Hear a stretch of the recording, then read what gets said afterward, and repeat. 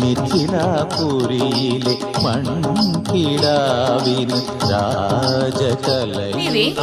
ഈ പാട്ടിൽ പറയുന്ന മൺകിടാവുണ്ടല്ലോ, സീതയാണോ? അതെ അതെ, സീത തന്നെയാണ്.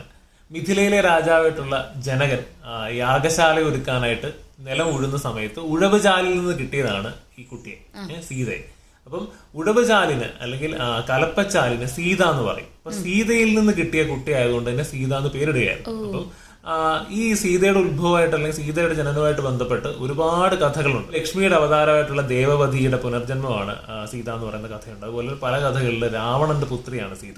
ആനന്ദരാമായണം, അത്ഭുത രാമായണം, ദേവി ഭാഗവതം എന്ന് പറഞ്ഞ പല സ്ഥലങ്ങളിൽ പല കഥകൾ കാണാം. ഇതിൽ പല കഥകളിലും രാവണൻ ഒരു പെട്ടി കടലിൽ ഉപേക്ഷിക്കുന്നു അല്ലെങ്കിൽ കൊണ്ട് കുഴിച്ചിടുന്നു ഒക്കെ ആയിട്ട് കാണാം.